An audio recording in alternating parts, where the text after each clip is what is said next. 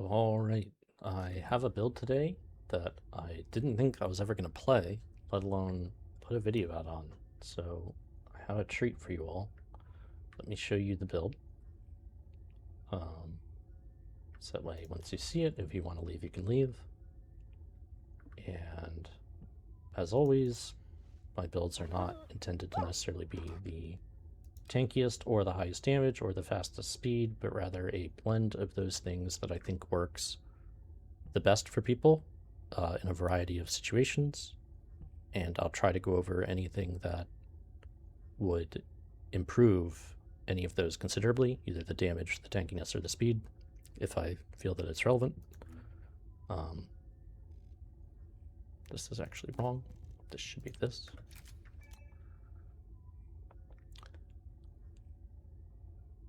There you go. And then the build.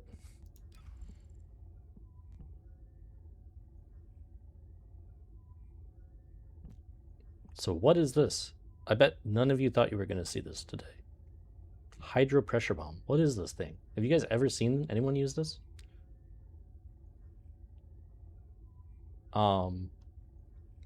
So how does Valby normally play? Normally, Valby jumps on her surfboard and throws stuff. It creates puddles, and then maybe you shoot out some balls to hit stuff. Right? That's how Valby normally plays. The first one creates the puddles. This puts her on surfboard and gives her stats. This is usually used for single target damage. And then usually this tows stuff in, and she gets mana and reduces resistances of enemies while they're on water and while you're on water. All the traditional stuff that you would expect. I don't want to go too far into it because I think most people know how Valby plays if you're looking on a video for it. I would not recommend this build necessarily for new players. This is specifically for Onslaught. This is not going to perform well in the Axion dungeons or speed clearing or 400% or anything like that. Because if you've ever used this mod before, you know that it kind of sucks at that stuff. But it turns out it doesn't suck at Onslaught. Onslaught is the very first piece of content that we have that it's not necessarily about speed. And this thing hits hard. It does not go fast. It does not clear wide swaths of enemies instantaneously, but it hits hard. And so what changes from normal Valby is that your seconds have towing stuff in and creating a puddle, like the other things here that create puddles that you were seeing on the screen. This instead does a gigantic hit of damage. And it does a lot more damage than it looks like it does. 7,000% is not the highest modifier I'm sure you've seen in this game. However, it does scale with her mana, and it scales with the number of enemies hit. And when you have both of those things together, that starts to hit pretty hard. So the gameplay, instead of what I showed you a second ago, looks a little bit more, whoops, I didn't want to do that. Looks a little bit more like this.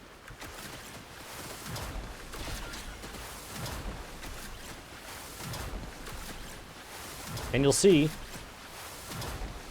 the damage is kind of insane.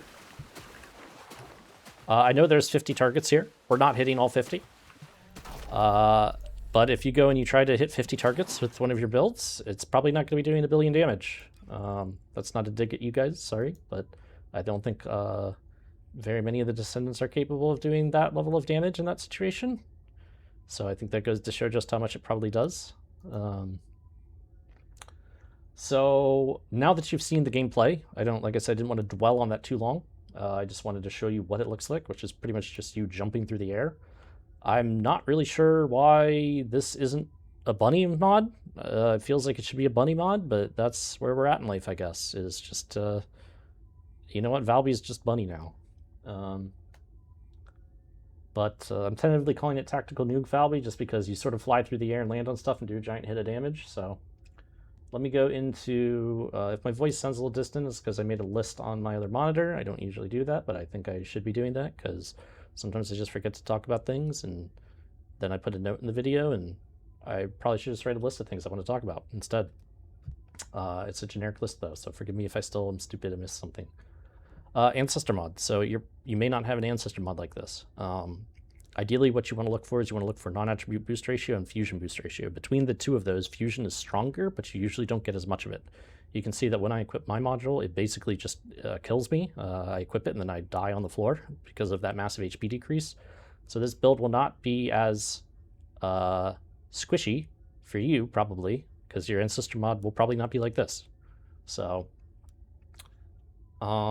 if you had an Ancestor mod that had cooldown on it instead, you can, well, I guess I've already kind of got that equipped. If you have cooldown on it, it changes your arcade tuning a bit, so you would probably inspec out of this, and maybe you would take some range or some mana or things like that, because she scales with those two things. It's basically skill power, mana, and range, or what she's working with. She can't utilize duration or crit.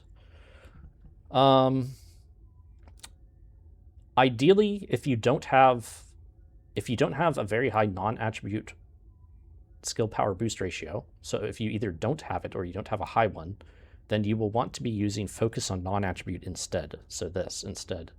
That is because it just gives more of it than power increase does. However, the way that damage scaling in TFD works is they all multiply together.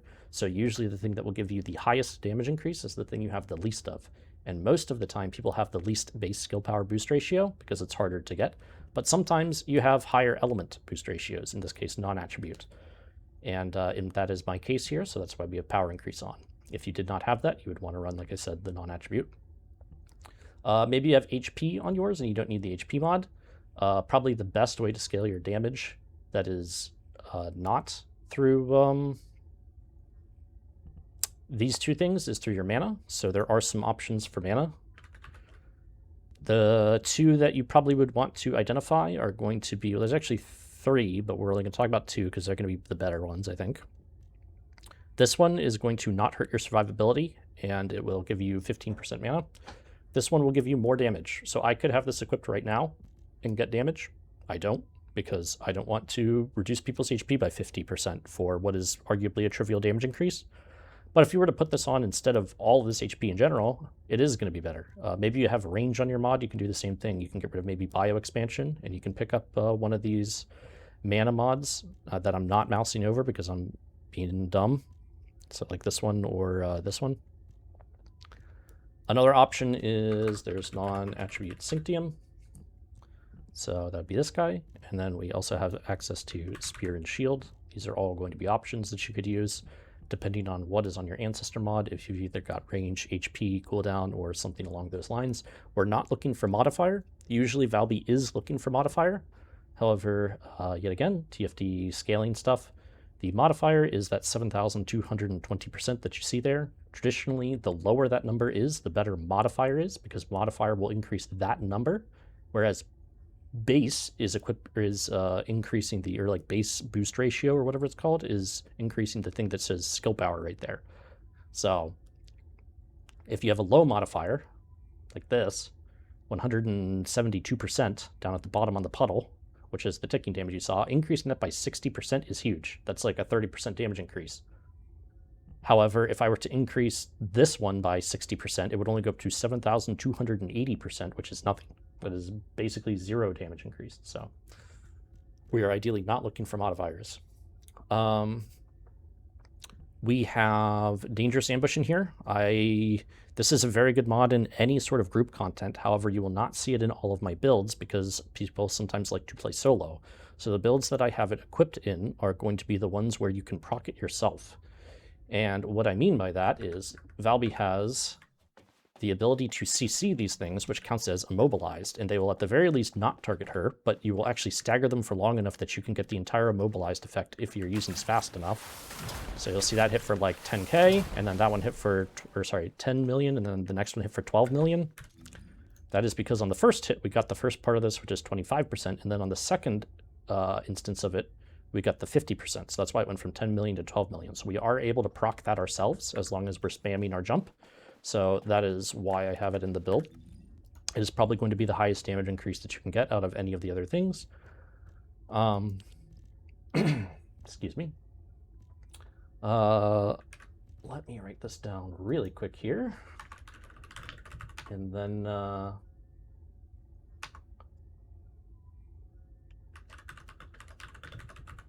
So, sorry, I wanted to write that down to my list as I remembered it.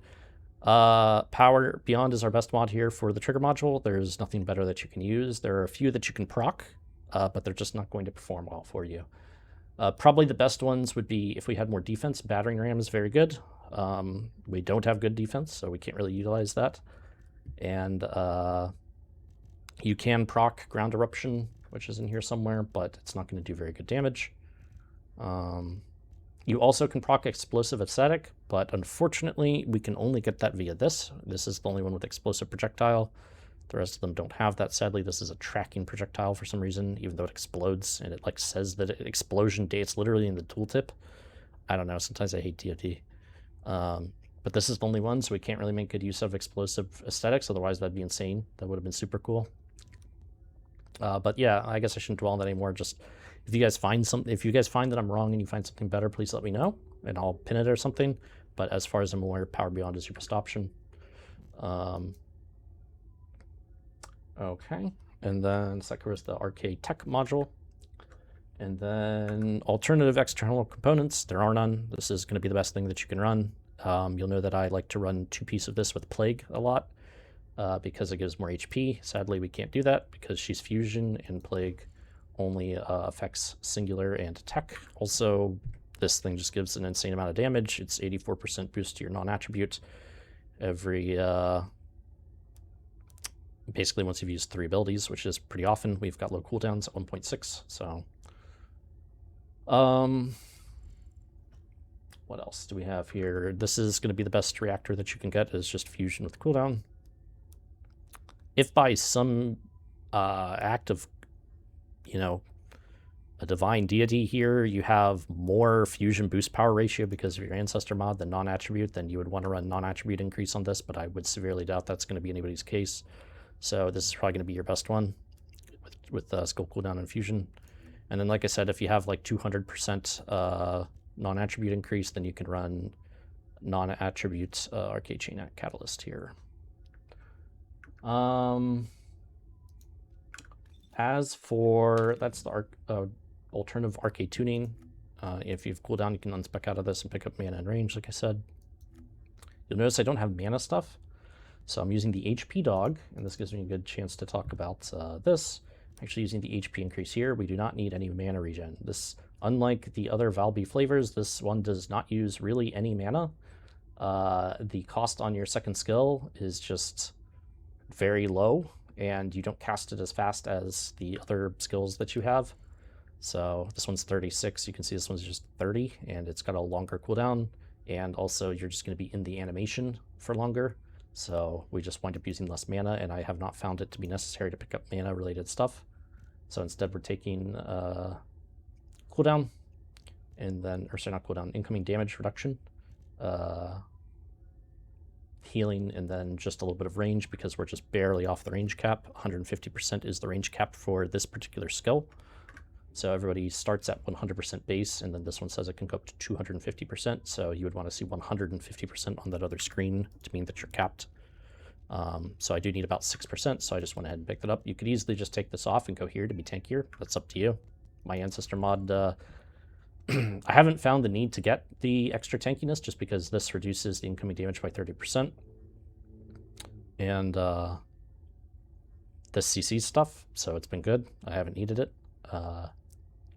And then, like I said, I don't know if I mentioned this before. This is, I've taken the video for this more than once now, trying to remember to say everything. So if I already said it in this video, sorry. If I didn't, then I'm saying it again. This says it increases your damage. It doesn't increase your damage. It says 30% skill power increase. It does not do that.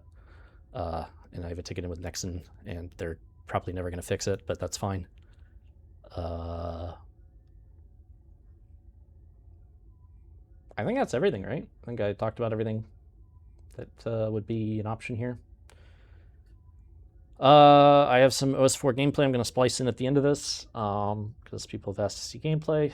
It just makes it take a little bit longer, but it was actually a treat for this one because I was actually trying to make my other Valby build, which I will hopefully have a video for in the near future here, and I was trying to shore up the limitations of that build. And sorry, I just smacked my head into my microphone.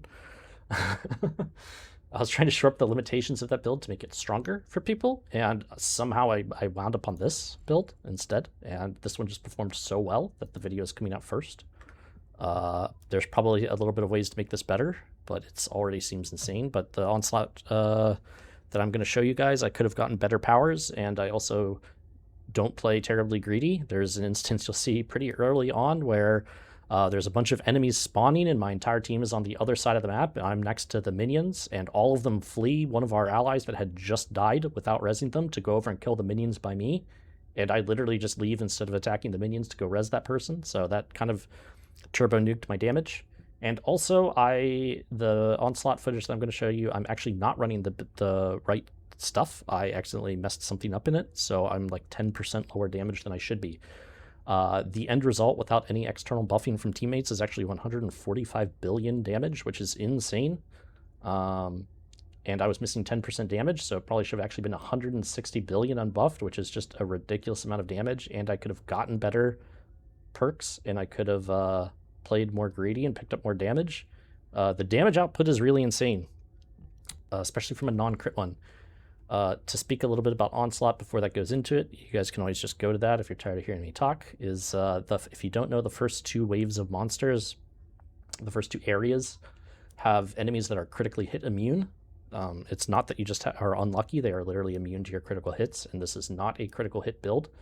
So this build does not do like any boss single target damage. Your single target damage is terrible, but you are very good against the crit immune mobs. So I kind of consider that to be a trade-off, because most of the time when you fail an Onslaught 4 run, you've failed it at the start due to the critical immune mobs that nobody can deal damage to, and you can actually kill those fairly easily with this build. So the fact that you're not going to help very much on the Colossus at the end is outweighed by you helping in the beginning. Usually if you've gotten to the Colossus, you just win because the Colossus is a piece of cake. So I consider this to be actually a little bit better. So otherwise, if you were just like, yeah, I'm do giga AoE damage, but I do no single target damage, then I kind of would write off the build a bit, but that's not the case. We're at least doing something else that's very important as a result of not doing single target damage. So without further ado, though, we'll go into the Onslaught gameplay.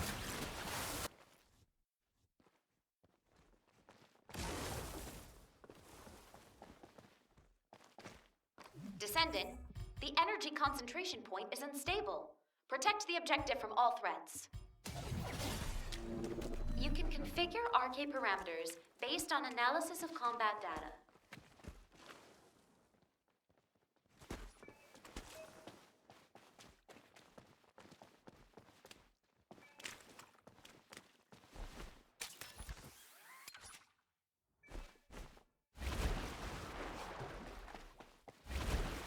Initiating energy concentration point stabilization operation. Prevent enemy infiltration at all costs. Descendant, you need to interact with the target device. Approach and engage with it within the time limit.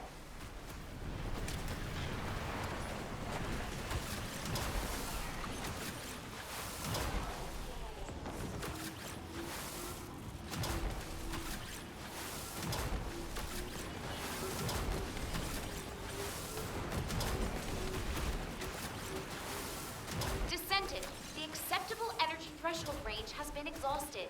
Be careful.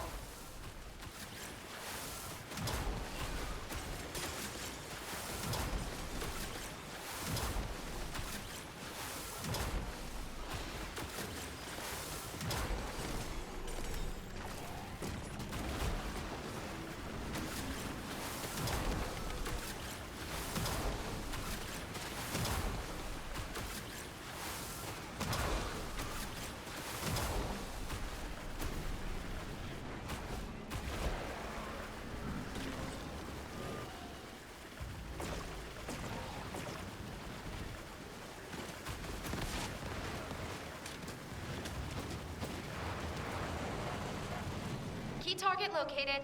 Neutralize it within the time limit quietly to avoid alerting the enemy.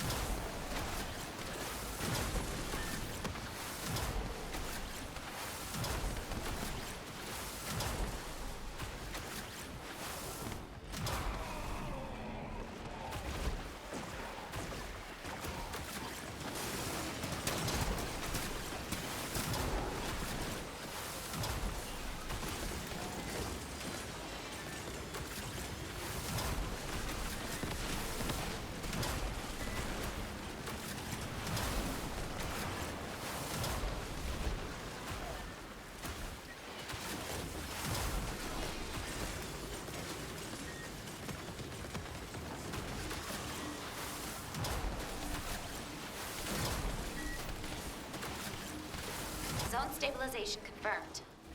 Descendant! Unstable energy source detected. Transmitting target coordinates to your receive.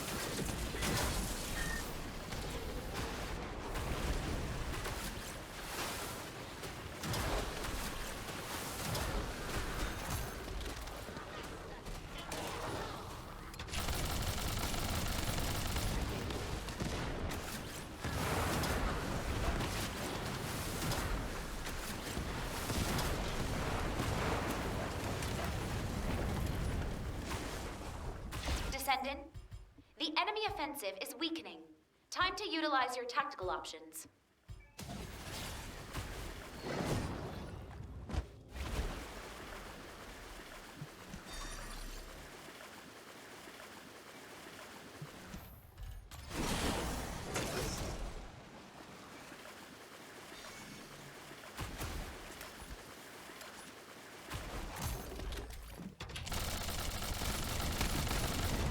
Enemy reinforcements detected, Descendant. Hold the line. Destruction target confirmed ahead. Descendant, destroy the structure completely within the time limit.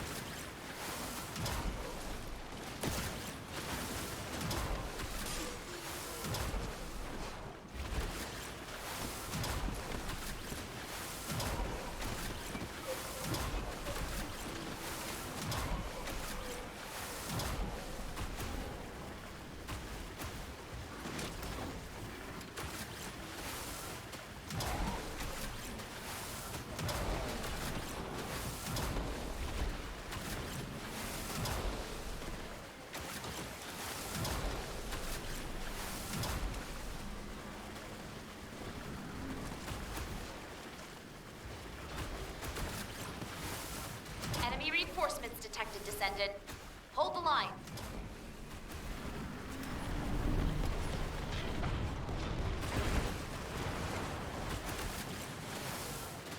Key target located. Neutralize it within the time limit quietly to avoid alerting the enemy.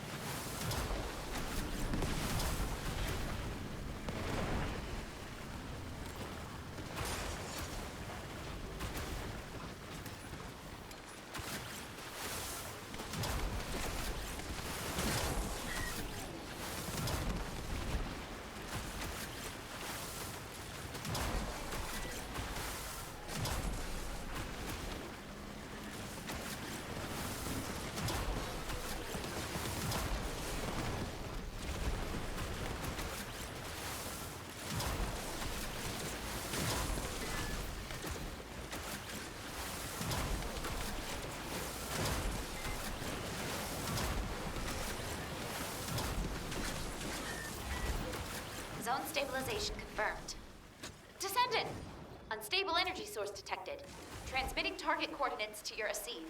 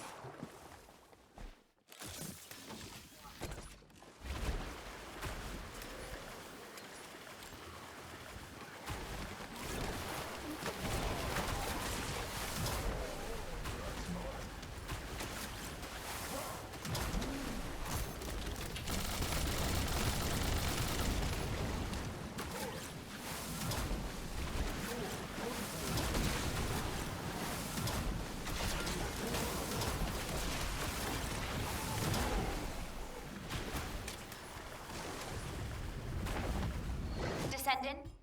The enemy offensive is weakening. Time to utilize your tactical options.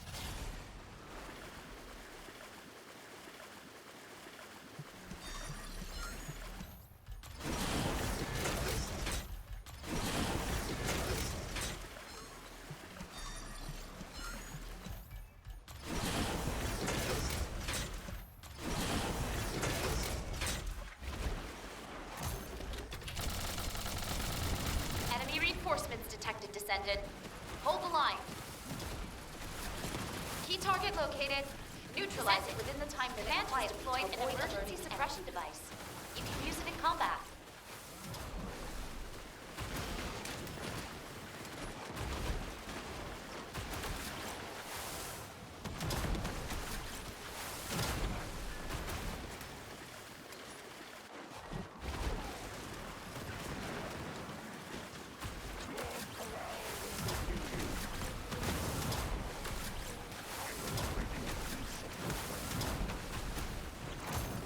Descendant, you need to interact with the target device.